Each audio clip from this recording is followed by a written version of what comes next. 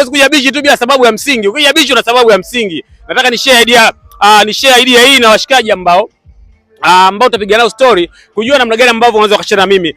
Ngoja nipige story na mdogo wangu. Dogo njoo, mambo? Mambo vipi? Poa. Unaitwa nani? Pray God. Nani? Pray God. Pray God. Wewe kwa nini unakuja bichi? Kwa nini unakuja bichi? Enjoy. Enjoy. Una enjoy nini ukija bichi? Kitu gani ambacho ukija bichi wewe una enjoy? Upepo wake. Upepo sio? Wewe unasoma? Ndio. Darasa ngapi? La 6. Darasa la 6. Kwa hiyo ukija bichi upepo nini hivi una enjoy au una enjoy muziki? Kila kitu. Kila kitu sio? Poa, umetisha.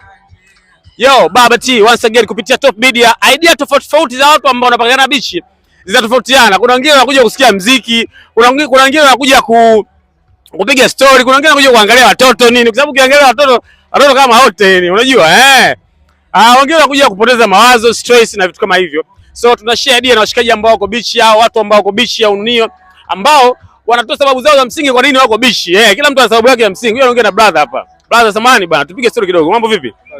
Bana, wewe ni mzoefu wa kuja bichi kila siku? Nasoma nyingi. Unakuja mara chache sio? Mara chache. Hivi nikuuliza kwa nini unakuja bichi? Unaweza kuniambia sababu ya msingi kwa nini unakuja bichi? Mimi mara nyingi nakuja bichi ili niseme bichi ni kama sehemu ambayo mtu inakuletea utulivu. Akili. Au sio? Baada ya kufanya kazi weekend kama inakujaga huku ili basi tu moyo utulie, uenjoy maisha. Au sio?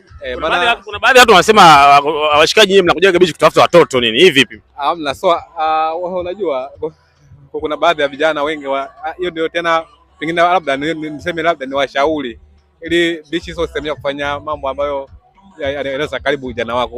Ujana sio mademu wala vitu vingine, ila kiukweli ni kwamba mtu ukija bichi ni sehemu ya enjoy. Ukichagua mmoja tu, sio sehemu ya kusema utafute wanawake, hapana, ila ni sehemu ambayo mtu una kama ni sehemu ya kutulie, mindset yako itulie. Ulikuwa unafanya kazi, ulikuwa na ikaeka zako, sasa weekend kwa mfano wazee nao wanakujaga huko, nao wanakuja kutoa na watoto zao.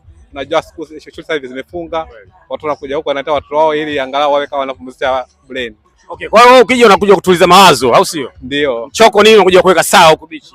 Ndio, lakini kama kijana mimi pia muda mwingine nakuja na mpenzi wangu tunaenjoy kama kawaida. Au sio? Ile leo nimemwacha kutokana na biza zingine ambazo ziko nyumbani, lakini ni sehemu ambayo hata kijana yeye nayo pia tunakuwa kama ni sehemu ambayo tunatulia na enjoy. Ndio. Unaitwa nani vile? Mimi naitwa Gomez. Gomez. Unaishi wapi? Mimi naishi Boko Chama. Umetisha mwanangu, pamoja sana. Yes, bana, different idea au idea tofauti za watu ambao wanakuja beach kuenjoy maisha yao. Wengine wana stress, wengine wamevurugwa huko na maisha, wanakuja kuenjoy beach. Kila mmoja ana sababu yake ya msingi. Wengine wanakuja kutafuta watoto ili unajua, lakini kila mmoja ana sababu yake ya msingi na mleta beach. That's why tuko hapa Top Media, mtaa kwa mtaa, kuhakikisha tunajua idea tofauti za watu ambao wanakuja beach, wanakuja kufanya nini. Wanakuja kutafuta watoto, wanakuja kufanya nini.